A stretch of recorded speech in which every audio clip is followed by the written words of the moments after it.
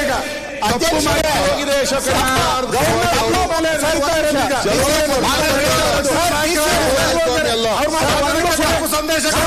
ನಾನು ಕ್ಲಾರಿಫಿಕೇಶನ್ ಮುಖಾಂತರ ಸದನ ಕೇಳಲಿಕ್ಕೆ ಬಯಸ್ತೇನೆ.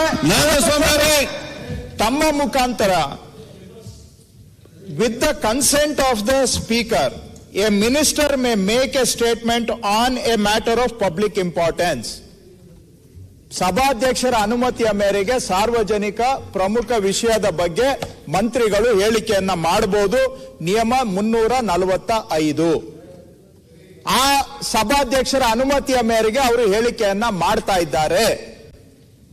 ಸರ್ಕಾರದಲ್ಲಿ ನಾವು ನಡೆಸ್ತಾ ಇರೋದು ಮಾನ್ಯ ಅಧ್ಯಕ್ಷರೇ, it is a form of collective government. Cabinet ಅಂದ್ರೆ every member of cabinet is responsible. ಮುಖ್ಯಮಂತ್ರಿಗಳು ಕೂಡ is the first among the equals. ಹಾಗಾಗಿ ವಿರೋಧ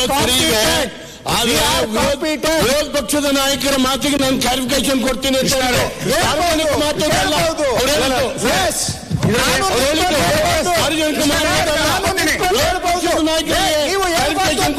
ತೋರಿಸಿ. ನೀವು ಹೇಳಿದ್ದು ಕಾನೂನಲ್ಲ, ಕಾನೂನಲ್ಲಿ ಇರೋದು ಕಾನೂನಾಗುತ್ತೆ. ಕಾನೂನಲ್ಲಿ ಹೇಳಿದಿರಿ,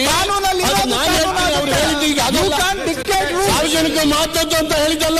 member of the government making A factual ತಪ್ಪು ಮಾಹಿತಿ ಕೊಡಿ.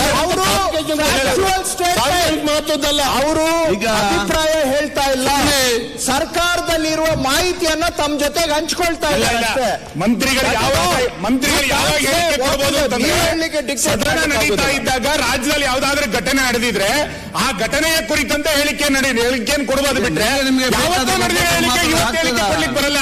ಸದನ ನಡೀತಿರ್ಬೇಕಾದ್ರೆ ಯಾವ್ದಾದ್ರು ಘಟನೆ ನಡೆದ್ರೆ ಸದನದ ಗಮನಕ್ಕೆ ತರಬೇಕಾಗಿರುವಂತದ್ದು ಸಚಿವರ ಕರ್ತವ್ಯ.